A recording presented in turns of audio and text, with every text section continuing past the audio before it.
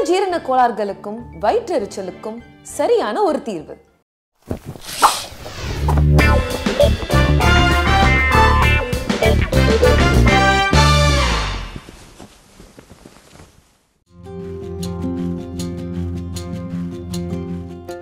Chai with Chitra, Social Talk. இன்றைய Chai with Chitra Social Talk நிகழ்ச்சியில் இடம்பெறுகின்ற விருந்தினர் பிரபல ஜோதிடரான சி. பொதுவுடை மூர்த்தி.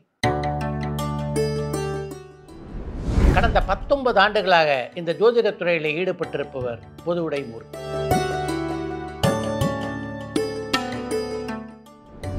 ஓலைச்சுவடிகளில் உள்ள ஜோதிட குறிப்புகளை பற்றி ஆராய்ந்து இவர் எழுதிய கட்டுரைகள் தான் இவருக்கு முனைவர் பட்டத்தை பெற்றுத்தந்தது. ஜோதிடத்தில் அக்ஷய லக்ன பத்ததி என்ற புதிய முறையை உருவாக்கி இருக்கின்ற பொதுவுடை மூர்த்தி ஜோசியம் சம்பந்தமான பல புது புது விஷயங்களை இந்த நேர்காணலிலே பகிர்ந்து கொண்டிருக்கிறார். Chai with Chitra, Social Talk. வணக்கம். வணக்கம். உங்களுடைய குடும்பத்தில் எல்லாரும் ஜோசியர்கள் தானா? யார் யாரெல்லாம் ஜோசியர்கள்? ஸோ தாய் மாமா தான் எனக்கு வந்து இந்த ஜோதிடத்துக்குள்ள இவ்வளோ தூரம் வர்றதுக்கு தாய் மாமா. தாத்தா ஒருத்தர். தாத்தா சொன்ன ஒரு வார்த்தை என்ன அப்படின்னா, அம்மாவுக்கு ஆண் குழந்தை இல்லை அப்படின்னு சொல்லிட்டாங்க. அதுக்காக தான் வந்து என் பேர் வந்து பொதுவுடை மூர்த்தி பேர் வச்சதுக்கு காரணமே வந்து எங்கள் ஊர் பக்கத்தில் பொதுவுடையாருங்கிறதா சிவனுடைய பேர் தான் பொதுவுடையாருங்கிற பேர். அந்த பேர் தான் வைக்கணும் அப்படின்னு சொல்லி சாமிகிட்ட போய் வேண்டுது. எனக்கு ஆண் குழந்தை பிறந்துச்சுன்னா ஓம் பேரே என் குழந்தை வைக்கிறேன் அப்படின்னு சொல்லி வேண்டிக்கிட்டு வரம் வாங்கி வந்து பிறந்ததான் நான் பிறந்தேன் அப்படின்னு சொல்லுவாங்க. அப்போ தாத்தா தான் எங்கள் அம்மா சொல்லுவோம், ஏம்மா இந்த பேர் வச்சா அப்படின்னு நான் கேட்கும்போது, ஆண் வாரிசு இல்லை, அதுதான் நீங்கள் வந்து இந்த பேர் வைக்கணும்னு நான் வேண்டிக்கிட்டேன், அது பிறகு நீ பிறந்தா அப்படின்னு சொல்லுவாங்க. தாத்தா வந்து அடிக்கடி சொல்லக்கூடிய விஷயங்கள் இந்த ஜோதிடத்தில் வந்து அதிகமான ஈடுபாடு வந்தது அவர் தான். அடுத்து மாமா பிரசன்னத்தை ஈஸியாக நிறைய விஷயம் சொல்லுவார். ஒரு 12க்குள்ளே ஒரு நம்பர் சொல்லுங்க அப்படிம்பாரு. 2 அப்போ நகை எதுவும் காணுமா அப்படிம்பாரு. ஆமாம். அப்போ தண்ணி பக்கத்தில் இடம் இருக்குது, தண்ணிக்கு பக்கத்தில் போய் தேடுங்க அப்படிம்பாரு. குளத்தில் போய் தேடி பார்த்தா குளத்து கரையில் கிடக்கும், இல்லை குளத்தோட அந்த தண்ணியோட முகத்துவாரத்தில் இருக்கும். இது சொல்ல சொல்ல எனக்கு ஆர்வம். சரி ஏதோ 1 2 நடக்குது பிறகு, ஏன்னா 100 பேர் வரும்போது இதெல்லாம் அப்படின்னா சரி ஏதோ ஒரு விஷயம் வந்து, ஆனால் இந்த சகுனம் இந்த ஆருடம் நிமித்தங்களை பற்றி நிறைய சொல்லுவாங்க. அதை தான் எனக்கு முதல் விஷயம் வந்து மாமா தான். அதுவும் மாமா வந்து வேதரத்னம்னு சொல்லி ஒரு மாமா, அவர் ரொம்ப எழுதியே கொடுப்பாருன்னா அவர்கிட்ட மட்டும்தான் அந்த பவர் இருக்குன்னு நான் நினைக்கிறேன். எனக்கு மற்றவங்களும் அதுக்கு பிறகு நான் எத்தனையோ பேரை பார்த்துருக்கேன். அவ்வளோ அழகாக எழுதுவார். 54வது வயதில் உன்னுடைய 2 மகன்களில் மூத்த மகன் அரசாங்க உத்தியோகத்தை வேலையை விட்டு வெளியில் வருவான். அதாவது வேலையை விட்டுட்டு வெளியில் வந்துடுவான். அதன் பிறகு தெற்கு பார்த்த மனையில் நீ வீடு கட்டுவா அப்படின்னு எழுதுவார். உனக்கு 54 வயசு இருக்கும்போது உன் மகன் வேலையை விட்டு வருவான். 54 வயசு வரும்போது என் பையன் மாமாவோட பையன் வேலையை விட்டு வந்துட்டார். இது எப்படி எழுத முடிச்சு? அப்போ வந்து பார்த்தா அதில் எனக்கு என்ன கிடைச்சிச்சுன்னா வயது. அப்போ அதை தான் நான் எடுத்துக்கிட்டேன். அப்போ வயதுக்கும் இந்த ஜாதகத்துக்கும் இந்த லக்கணத்துக்கும் இந்த லக்கணம் மாறுங்கிறதுக்கும் அழகாக நான் எடுத்துக்கிட்டது இந்த மாதிரி சின்ன சின்ன பாயிண்ட். இது ஒரே நாளில் எல்லாம் எனக்கு கிடைக்கல. இந்த லக்கணம் நகரும் மாறும் அப்படிங்கிறதெல்லாம் கிடைக்கல. ஆனால் ஏதோ ஒரு வயதோடு சம்மந்தப்பட்டது. ஏன்னா நம்ம வயது மாற மாற 20 வயசில் இருக்கும்போது 60 வயசில் இல்லை ஒரு மாற்றம் இருக்குல்ல. இப்போ 20 வயசில் சுக்கரதசை இருந்துச்சுன்னா சந்தோஷமாக கொண்டாடுவாங்க. 60 வயசு சுக்கரதசை இருந்துச்சுன்னா சுகரை சாப்பிடாத அப்படிங்கிறாங்க. இயல்பு அப்படி தானே. 20 வயசு எனக்கு சுக்கரதசை செஞ்சால் நிறைய திங்கிறானு உதாரணத்துக்கு எடுத்துக்கிட்டோம். 20 வயசில் சந்தோஷமாக இருக்கிறோன்னா ஆடலாம் பாடலாம் கொண்டாடலாம். 80 வயசில் சுக்கரதசை இருந்துச்சுன்னா என்ன பண்ண முடியும்? உட்கார்ந்த இடத்துல 3 வேளை சாப்பாடு நகராமல் கிடைக்கும். இப்போ வயதுக்கு தகுந்த மாதிரி இந்த இடம் பொருள் மாறுது அப்படிங்கிறது தான் நம்ம வந்து இந்த லக்கணம் மாறும் அப்படின்னு சொன்னதுக்கு காரணமே. அதுக்கு பிறகு தான் இந்த மாமா சொன்ன இந்த 54 வயது 56 வயது அப்படின்னு சொல்லுவார். இந்த வயதை வச்சே எழுதுவார். அதேமாரி எல்லாம் அதிகமாக வரும்போதெல்லாம் எனக்கு இது ஈடுபாடு. அதேமாரி எங்கள் மாமா ஒரு தடவை வந்து 2006 மாமாவும் இன்னொருத்தர் எல்லாருமே ஜோசியம் தானே. காலையில் எழுந்திரிச்சு டீ குடிச்சா என்ன பேசுவோம்? கிரகத்தை பற்றியும் பேசுவாங்க, நட்சத்திரத்தை பற்றி பேசுவாங்க. இது நடக்கும் இது நடக்காது இது அப்படி இப்படின்னு சொல்லுவாங்க. எனக்கு வந்து கல்யாணம், அதாவது இந்த வருஷம் மாப்பிள்ளை கல்யாணம் அப்படின்னு மாமா சொல்கிறாரு. நம்ம அப்போ தான் படித்து முடிக்கிறேன். முடிக்கலை. அப்போ டீச்சர் நீங்களாம் முடித்து வர்ற டைம். நமக்கு யார் பொண்ணு கொடுக்க போகிறோம், நமக்கு யார் கல்யாணம் நடக்க போகுது, மாப்பிள்ளை இந்த வருஷம் கல்யாணம் நடந்துருங்கிறார். பக்கத்தில் ஒரு நிறைய ஜோசியர் இருக்கும்போது அதெல்லாம் எல்லாம் 31 வயசு தான் கல்யாணம்னாரு. அப்போ இங்கேயே 2 முரண் இருக்குது. ஒன்று நடக்குன்னு ஒருத்தர் சொல்கிறாங்க, ஒருத்தர் நடக்கலைன்னு சொல்கிறாங்க. சரி ரைட்டு, ஏதோ ஒரு விஷயம். ஆனால் 2004லேருந்து இதில் வந்து சின்ன பிள்ளையிலேருந்து நமக்கு அதிகமாக ஈடுபாடு இருந்தாலும் 2004 to 2007 இருக்கக்கூடிய தாக்கங்கள் எனக்கு அதிகம். 2006ல் இது மாமா சொன்னேன், அடுத்த 3 மாதத்தில் என்னுடைய கல்யாணம் எதிர்பார்த்த திடீர் திருமணம் அமையுது. இதான் பொண்ணுன்னு முடிவு பண்ணல, இதான் நான் முடிவு பண்ணல, டக்குன்னா இதான் பொண்ணு, ஒரே நாள் நிச்சயார்த்தம், ஒரே மாதத்தில் கல்யாணம். எப்படி மாமா சொன்னது மட்டும் நடந்துச்சு? அவனுக்கு 21 வயசுலேருந்து 23 வயசுல அவனுக்கு கல்யாணம் நடக்கும்னு சொல்லிட்டு கரெக்டாக நடந்து போச்சு. ஏன் இன்னொருத்தர் சொன்ன நடக்கலை? 2 பேர் ஜோசியர் சொல்லும்போது ஒருத்தர் நடக்குதுன்னு சொல்லும்போது ஒருத்தர் நடக்கலன்னு சொல்லும்போது ஏதோ ஒன்று நடக்குது, ஒன்று நடக்கலை இல்லை. அப்போ எனக்கு இதுக்குள்ளே இருக்கக்கூடிய வித்தியாசங்களை ஏதோ ஒரு வகையில் ஏதோ ஒரு கோட்பாடு சரியாக இருக்குது, ஒரு கோட்பாடை மாற்றணும் அப்படின்னு தான் இந்த நேர்கோட்பாடு. இதுக்கும் இடையில ஏதோ ஒரு வித்தியாசம் இருக்குது அப்படின்னா வயதை மட்டும்தான் அடுத்த மறுபடியும். அப்போ 23வது வயதில் அப்போ இந்த ஜாதகத்தை இந்த ஒரு பஸ் ஸ்டாண்டில் நம்ம ஒரு போர்டு போட்டிருப்போம், 8:30 இந்த பஸ் வரும்ல, அதை நான் ஏறலாம் ஏறாமல் இருக்கலாம். ஆனால் எனக்கு அந்த போர்டு என் போர்டுன்னு தெரிஞ்சுன்னா, எனக்கு போகிற பஸ்ஸுன்னு தெரிஞ்சுன்னா நான் ஏறி இருப்பேன்ல. அப்போ நான் வந்து அந்த இடத்த நான் வந்து சரியான 23வது வயசில் இந்த பெண் வந்து எனக்கு மனைவியாக அமைவா அப்படின்னு அதுக்கு பிறகு தான் தெரிய ஆரம்பிச்சிச்சு. இந்தமாதிரி நிறைய எனக்குள்ளே ஏற்படக்கூடிய நிறைய மாற்றங்கள், இந்த மாதிரி நிகழ்வுகளும் என் வாழ்க்கையை நிறைய இந்த ஜோதிடத்தை உள்ளார வந்து அதிகமான ஈடுபாடு கொண்டாந்துச்சு. உங்களை பொறுத்த வரைக்கும் நீங்கள் ஒரு பக்கம் கல்லூரியில் படிச்சிருக்கீங்க, அதுக்கப்புறம் பிஹெச்டி பண்ணுறீங்க, இவ்வளோ பண்ணுறீங்க. இதுக்கு நடுவில் ஜோசியத்தை படிக்கக்கூடிய அந்த நேரம் எங்கே கிடைச்சது? அப்படிலாம் இல்லை சார். அதான் இந்த சாப்பாடு 3 வேளை சாப்பாடு கொடுத்துருவாங்க சார் வீட்டில். 3 வேளை சாப்பிட்ற நேரம் தான் சார், மற்ற நேரம் எல்லாமே இதுதான் சார் எனக்கு. இதை தவிர வேறு எதுவுமே எனக்கு இருக்காது. ஏன்னா இரவு முழுக்க இதை பற்றியே சிந்தனை தான். கல்லூரியில் படிக்கும் போதும் சரி. எனக்கு ஒரு 2004ல் எனக்கு ஒரு நியூமராலஜி புக்கு என் கைக்கு வருது. ஏன் இந்த புக்கு எனக்கு வந்துச்சு?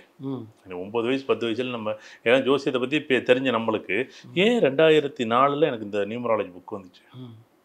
அப்போ இந்த மாதிரி ஒவ்வொரு நிகழ்வும் எனக்கு தொடர்ச்சியாக ஏதோ ஒரு வகையில் என்னை தூண்டுதல் இருக்கும். ஒன்றும் இல்லை, நம்ம உதாரணத்துக்கு ஒரு நாள் பஸ்ஸில் போயிட்டு இருக்கும்போது அந்த மருத்துவமனையில் நம்ம பார்த்துருப்போம், ஆணின் திருமண வயது, பெண்ணின் திருமண வயது. ஆணின் திருமண வயது 21.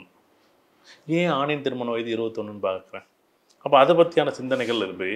இப்படியே நிறைய சிந்தனைகள் இருக்கும்போது நைட்டு தூக்கமே இருக்காது சார். அப்போ பகல் நேரங்கள் படிப்பு நேரங்கள் போனப்போ பகல் நேரம் படித்தா கூட நான் கல்லூரி போனாலும் சரி, எங்கே இருந்தாலும் சரி, அந்த ஜோதிடம் தான் சார். எதை பார்த்தாலும் ஜோதிடம் தான். அந்த பூவை பார்த்தாலும் ஜோதிடம் தான், புத்தகத்தை பார்த்தாலும் ஜோதிடம் தான். அதில் எனக்கு ஏதாச்சும் ஒரு பாயிண்ட் இருக்குமா?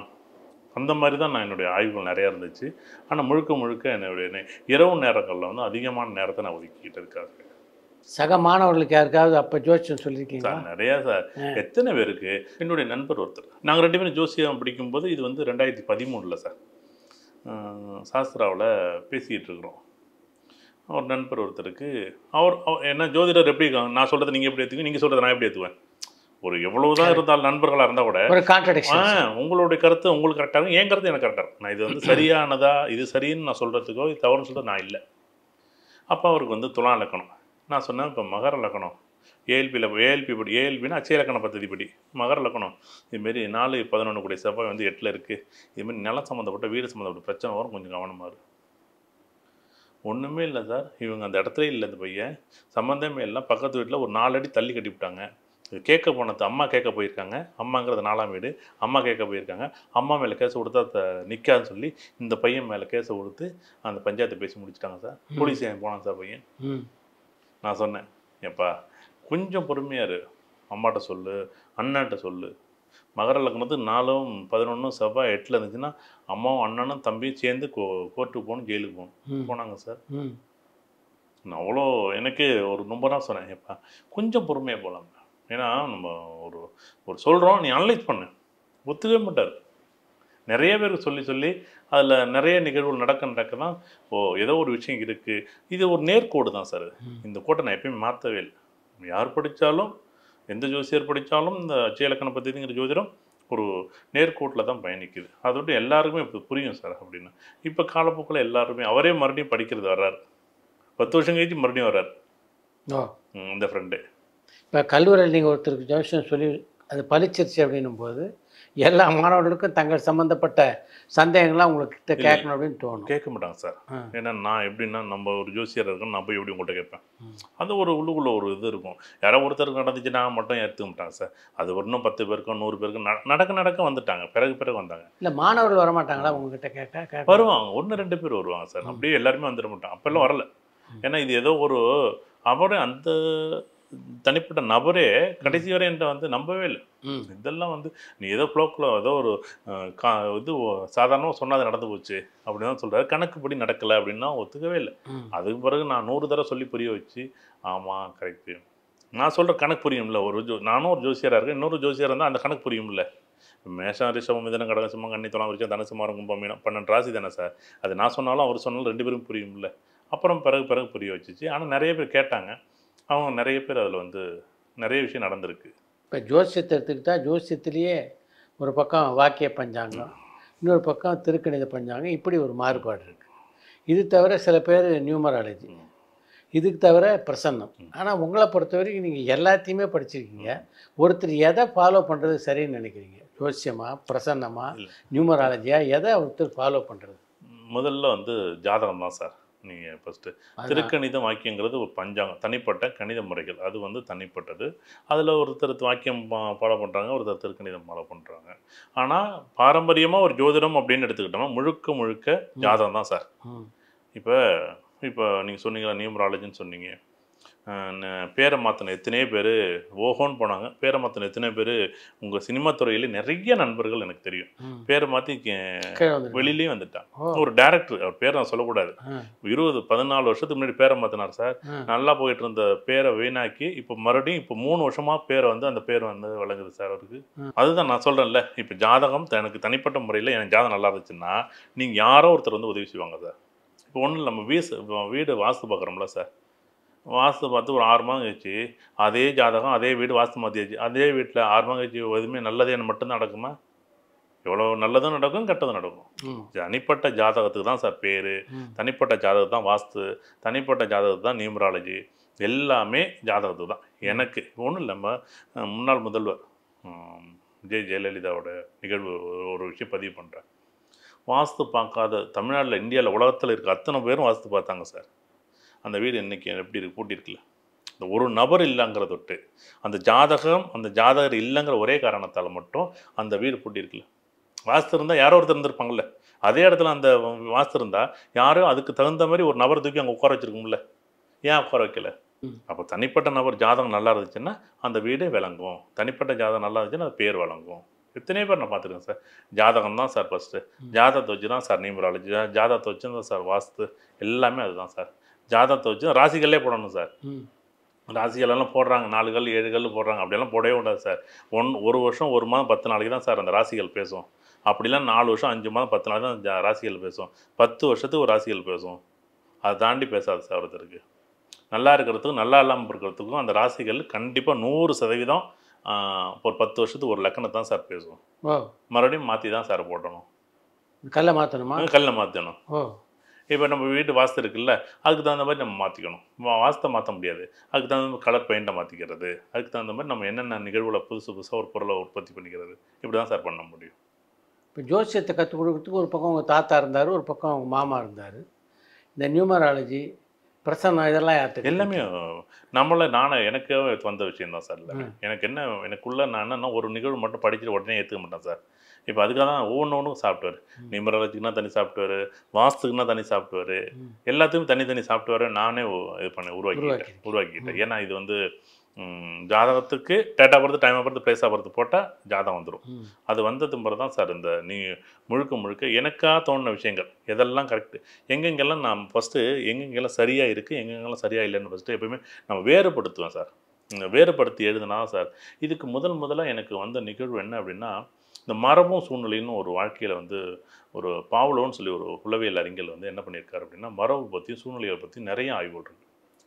எனக்கு அங்கே தான் சார் என்னுடைய தூண்டலும் துலங்கலும் நடந்துச்சு. எல்லாருக்குமே தெரிஞ்சிருக்கும், அதை பார்க்குறவங்க அத்தனை பேருக்குமே. மரபு மட்டும்தான், ஜெனட்டிக் மட்டும்தான் பேசும் அப்படின்னு சொல்லி ஒரு பகுதியும், இல்லை ஜெனட்டிக்கே கிடையாது, எல்லாமே இன்றைக்கி இருக்கக்கூடிய சூழ்நிலைகள் தான் ஒரு மனிதன் நல்லவனாகவும் கெட்டவனாக மாற்றுது அப்படின்னா இது ரெண்டும் இல்லை, மரபும் இல்லை, சூழ்நிலையும் இல்லை, மரபும் சூழ்நிலை சேர்ந்து தான் ஒரு மனிதனை இயக்குது அப்படின்னு சொல்லி மூணாவது. அதான் விதி மதி கதி அப்படின்னு நான் ஜோதிடத்தில் முதல் முறையாக ஆய்வு பண்ண ஆரம்பித்தேன். இது அதான் நான் எனக்கு படித்த நிகழ்வுகள் எல்லாம் சுற்றி ஜோதிடத்துக்குள்ளே கொண்டாந்து இணைச்சேன். அப்படி தான் சார் ஒவ்வொரு தரையும் எனக்கு நியூமராலஜியாக இருக்கலாம், வாஸ்தா இருக்கலாம், ராசிகள் சம்மந்தப்பட்டதாக இருக்கலாம், என்ன நிகழ்வாக இருந்தாலும் முழுக்க முழுக்க ஜோதிடத்தில் கொண்டாந்து இணைச்சிட்டேன். அப்படி எந்த காலகட்டத்தில் நீங்கள் வந்து முழுவதுமாக ஒரு ஜோசியராக உருவெடுத்தீங்க? 2007 பிறகு தான் சார். 2007 பிறகு அந்த திருமணத்திற்கு பிறகு என்னுடைய வாழ்க்கை என்ன பண்ணுச்சு, இது எப்படி ஒருத்தர் சொன்னது நடந்துச்சு, ஒருத்தர் சொன்னது நடக்கலைங்கிறதோடைய ஒரு முழுமையான தாக்கம் தான் அதில் வந்து முழு நேரமாக அதில் இருந்து பார்க்க ஆரம்பித்தது. அதுக்கு முன்னாடி என்ன முழு நேரம் அதான் தெரியுமே தவிர யாருக்கும் சொன்னது. அதன் பிறகு சரி இது ஏதோ ஒரு விஷயத்தை நம்ம எடுத்து அதை சொல்ல வேண்டிய இடத்துல கட்டாயத்தில் தான் ஆரம்பித்தேன். அது பிறகு தான் ஒரு முழுக்க வந்தது. நீங்கள் முதல்ல ஒருத்தருக்கு ஜோசியம் பார்த்து சொல்லி நீங்கள் சொன்னது பர்ஃபெக்டாக இருந்தது அப்படின்னு அவர் சொன்ன சம்பவம் எப்போ நிறைய இருக்குது சார். முதல்ல என்ன நடந்தது எப்போ? நிறைய, அது 1-2 கிடையாது சார். உதாரணத்திற்கு வந்து ஒருத்தர் தான் வேலையை விட்டு வருவார்னு சொன்னோம்ல, ஒருத்தர் கவர்மெண்ட் வேலையை, நீ கவர்மெண்ட் வேலையை விட்டுட்டு வந்துடும் அப்படின்னா, கவர்மெண்ட் வேலை நல்ல இடத்துல இருக்கார், பெரிய ஹையர் போஸ்ட்டில் ஒரு ஸ்டெனோவுக்கு பிஏவாக இருக்கார் ஒரு இடத்துல. என்னடா இவர் வேலையை விட்டு வர்றாரு, இது எப்படி வேலை நல்ல பொசிஷனில் இருக்கார், ஆனால் எப்படி வேலையை விட்டு வருவார் அப்படின்னா, சும்மா சம்மந்தமே எல்லாம் ஒரு லஞ்சம் வாங்கினார் சொல்லி இவர் மேலே ஒரு அலிகேஷனை க்ரியேட் பண்ணி அவரை வெளியில் எடுத்துட்டாங்க. இவரும் வெளியில் வந்தவர்னு சூழ்நிலை அங்கே இருந்தால் இன்னும் அதிகமாகவும் பிரச்சனை, அதோட்டு அவர் வெளியில் வர்றாரு. அந்தமாரி முதல் நிகழ்வு இது நடந்த எனக்கு அது அனுபவம் 1-2 கிடையாது சார். இப்போ கடைசி நம்ம சினிமா பிரபலத்தில் இருக்கக்கூடிய ஒரு நபர் இப்போ ஒரு 2 வருஷத்துக்கு முன்னாடி அரசாங்கம் சம்மந்தப்பட்ட பதவி வரும் அப்படின்னு சொன்னேன். ஏன் மூர்த்தி, சினிமா துறையில் நான் இருக்கிறேன், இன்னும் 2 படம் நடிப்பேன், இல்லை 2 வேறு ஏதோ ஒரு துறையில் நல்லா பெரிய லெவலில் வந்து கவர்மெண்ட் போஸ்ட்டு எனக்கு என்ன சம்மந்தம் அப்படின்னு. இல்லை சார், அடுத்த வருஷம் கவர்மெண்ட் போஸ்ட் வரும் சார் அப்படின்னு. அதேமாரி வந்தோடனே முதல்ல அவ்வளோ சந்தோஷம். எப்படி மூர்த்தி சொன்னா அப்படின்னு ரொம்ப ராஜேஷ் சார் அது அந்த லைவ்லேயே சொல்லி இந்த நம்ம ராஜேஷ் சாரோட 75லேயே வந்து அதை சொல்லியிருக்காரு, ஓப்பன்லேயே சொல்லியிருக்காரு. மூர்த்தி சொன்னார், நம்பவே இல்லை சார். மூர்த்தி அதெல்லாம் எப்படி வரும் என்ன நீங்கள் சொல்லணும், அவ்வளோ அழகாக இருக்கும் சார். இல்லை சார், நீங்கள் வந்து மீன் லக்கணம் 10ல் சூரியன், நீங்கள் 6ஆம் 10லேருந்து உங்கள் வீட்டு வாசலில் கண்டிப்பாக அடுத்த வருஷம் கவர்மெண்டோட வண்டி வந்து நிற்கும், உங்கள் கவர்மெண்ட் வண்டியில் நீங்கள் போவீங்க. அதெல்லாம் இல்லாமல் அதேமாரி இன்னொரு நிகழ்வு என்ன அப்படின்னா, 2 நிகழ்வு அதில் சொல்ல முடியும். இதே ஒரு காலகட்டத்தில் விஜயகாந்த் சார் நான் பார்க்க போகும்போது, நம்ம வல்லரசு படம் டைரக்டர் மகாராஜன் சார் என்னை அழைச்சிட்டு போகிறார். நானும் கேப்டன் சார் பிரேமலதா மேடம் உட்காந்து பார்க்குறோம், ஜாதகம் பேசிக்கிட்டு இருக்கிறோம். ரொம்ப நேரம் கலந்துறாரு, ஜாதகத்தை பற்றிலாம் பொதுவாக பேசிக்கிட்டு இருக்கும்போது அந்த ஒரு சில நிகழ்வுகளை பற்றி பேசும்போது, அந்த நிகழ்வுகளை சொல்லும்போது அவ்வளோ சந்தோஷமாக இருந்துச்சு அவருக்கு. ஒரு பெரிய ஆச்சரியமாக என்னை பார்த்த பெரிய விஷயம் ஒன்று. அடுத்தது வந்து அன்னைக்கு வந்து பார்த்திங்கன்னா விஜய் பிரபாகரன் அவர் அப்பாவுக்கு முன்னாடி அம்மாவுக்கு முன்னாடி உட்காரல. எனக்கு நடந்த இவ்வளோ ஏன் இதில் சொல்கிறேன் அப்படின்னா, அரசியல்வாதி வீட்டு எத்தனையோ பேர் வீட்டில் நாங்கள் ஜாதகம் பார்த்துருக்குறோம். ஆனாலும் அந்த இடத்துக்கு போகும்போது அவ்வளோ மரியாதை உட்காரவே இல்லைங்க. சார் அவர் கூப்பிட்டு அவங்க அம்மா கூப்பிட்டு உட்காருங்க, சண்முகபாண்டியனையும் கூப்பிட்டு 2 பேரும் கூப்பிட்டு உட்காரவே இல்லை சார். 1.5 மணி நேரம் சார். எந்த பிள்ளைங்க இந்த காலகட்டத்தில், எனக்கு அதான் ஆச்சரியம். என்ன இந்த காலத்தில் இப்படி ஒரு பிள்ளை. நான் மறுபடியும் அவர்கிட்ட பேசலை, இப்போ ரீசெண்டாக பேசலை. ஆனால் உண்மையிலே விஜய் பிரபாகரன் அந்த காலம் அப்படியே அவங்க அப்பாவும் அம்மாவுக்கும் அப்படி ஒரு மரியாதை, அந்த கேப்டனுக்கு அவ்வளோ மரியாதை. இதெல்லாம் எனக்கு இந்த ஜாதகம் பார்க்க போகும்போது நிறைய அனுபவங்கள், ஜாதகத்தை தாண்டி நிறைய அனுபவங்கள் இதுமாரி பார்த்துருக்க ஒரு நிகழ்வுலாம் இதில் இருக்குது. அடுத்தது வந்து பார்த்திங்கன்னா, ராஜேஷ் சார் என்ன பண்ணுறாரு, மோகன் சீனிவாசன் சொல்லிட்டு ஒருத்தர் அனுப்பி நீ போய் அவர்கிட்ட அனுபவம் பண்ணிட்டு வாங்க, அவர் சொன்னார்னா நம்ம வந்து இதை நான் ஒரு தடவை ஏற்றுக்கிறேன் அப்படிங்கிறார் உங்ககிட்ட என்கிட்ட. அது ஒரு பக்கம் முடிஞ்சிச்சு. அவர் உடனே ஃபோன் பண்ணிட்டு நான் போய் பார்த்தோன்னு சொல்லிட்டாரு, இதில் என்னமோ ஒன்று இருக்குது, இது லக்கணம் மாறுன்னு சொல்கிறாரு, 10 வருஷத்துக்கு ஒரு லக்கணம் மாறுன்னு சொல்கிறாரு, கண்டிப்பாக இது வந்து ஏதோ ஒன்று இருக்குது, ஆனால் இது வந்து எனக்கு ஆனால் இவ்வளோ உடனே புரிஞ்சிக்கக்கூடிய தன்மை இல்லை, ஆனால் இதில் என்னமோ இருக்குது, கரெக்டாக இருக்குது எல்லா கணக்கும் அப்படின்ட்டார். மறுபடியும் என்ன பண்ணுறோம், நான் மட்டும் இல்லை, என்கிட்ட படித்த ஒரு சென்னையில் ஒரு 2000-3000 பேர் இருப்பாங்கள்ல, இதில் ஒரு 10-15 பேர் நீங்கள் வந்துடுங்க, நீங்கள் யார்கிட்ட வேணாலும் ஜாதத்தை கொடுங்க அப்படிங்கிற. அப்போ என்ன பண்ணுறாரு, யாரோ ஒரு அம்மா வெளியே நிற்கிறாங்க, அவங்க ஜாதத்தை வாங்கி கொடுக்குறாங்க. லக்கணம் விருச்சிக லக்கணம் 7, லக்கணத்துக்கு 8ல் செவ்வாய் இருக்குது, இந்த ஜாதகர் ஒரு 3 மாதம் அது ஊரை விட்டு ஓடி போய் அப்படின்னு உள்ளார உட்காந்து என் ஸ்டூடெண்ட் சொல்கிறாரு. ராஜேஷ் சார் வெளியில் நிற்கிற அவங்கள கூப்பிடுங்க அப்படிங்கிறாரு. வெளியிலேயும் கூப்பிட்டு வர்றாங்க. இவர் என்னமோ சொல்கிறாரு, சொல்லுங்கள் சார் அப்படிங்கிறாரு. இந்த ஜாதகம் ஊரை விட்டு ஓடி போய் 3 மாதம் ஆகுது அப்படின்னா, இல்லை தீயில அடிபட்டு ஏதாச்சும் தீக்காயத்தோட படுத்திருக்காரா, இல்லை சார் மாரி ஊரை விட்டு ஓடி போயிருக்கு. ஆனால் அங்கே ஓடி போன இடத்துலையும் தீக்காயத்தோட படுத்திருக்காரு சார். நான் சொல்லலை, என் ஸ்டூடெண்ட் சொல்ல வச்சேன். பெரிய ஆச்சரியம் அவருக்கு. என்னடா எப்படி மூர்த்தி இதை சொல்கிறீங்க பெருமூர்த்தி? ஆனால் பேர் கூட அவர் சொல்ல மாட்டாருங்க இன்றைக்கி வரைக்கும். நான் ராஜேஷ் சார் அவர் வந்து ஒரு பெரிய அந்த கலைஞனில் அந்த ஜோதிடத்தில் பெரிய ஒரு நிகழ்வு. மறுபடியும் ஒரு தடவை அவ்வளோ ஈஸியாக நம்ம புரிதல் வந்து 100 தடவை சொல்லணும். இந்த ஜாதகத்தை சொல்லுங்கள், இதை உடனே ஃபோனை போட்டு இந்த ஜாதகத்தை எப்படி இருக்குன்னு சொல்லுங்கள். அவர் ரொம்ப ஆச்சரியப்பட்டார். நிகழ்வு நிறைய இருக்கு அவர்கிட்ட. நிறைய பேர் இதுமாரி அனுபவங்கள் நிறையா இருக்குது. இந்த அக்ஷய லக்ன பத்ததி அப்படின்றது நீங்கள் கண்டுபிடிச்சதா? ஆமாம் சார். இது என்ன அப்படின்னா, என்ன அது ஆக்சுவலாக லக்கணம் ஒவ்வொரு 10 வருஷத்துக்கு ஒரு லக்கணம் மாறும் சார். இது ஏன் அப்படின்னா, ஒருத்தருடைய வாழ்க்கையில் எத்தனை முறை இது மாதிரி ராசி மாற்றமும் லக்னம் அப்படி ராசி மாற்றம் 3 வகையாக மாறும். 3 ராசி மாறும். லக்கண மாற்றம் நம்ம 60 வயசுனா 6 கட்டம் 7 கட்டம் வரை மாறும். ஜோசியத்தை பொறுத்த வரைக்கும் இது மாதிரி பல பத்ததிகள் இருக்கு. எல்லாரும் எதை ஏற்றுக்கிறாங்களோ அதுதான் எல்லா ஜோசியரும் பார்ப்பாங்க. அதாவது டாக்டர்கள் வந்து ஒரு மருந்து பரிந்துரைக்கிற மாதிரி இது மாதிரி உங்களுடைய இந்த பத்ததி எத்தனை பேரால் ஏற்றுக்கொள்ளப்பட்டிருக்கு? இது இவங்க ஏற்றுவாங்க அவங்க ஏற்றுவாங்கன்னு நம்ம சொல்ல முடியாது சார். இப்போ 1 லட்சம் பேர் இது எப்படி நாங்கள் எப்படி கணக்கீடு பண்ணுறோம் அப்படின்னா, எங்கள்கிட்ட படித்தவர்கள்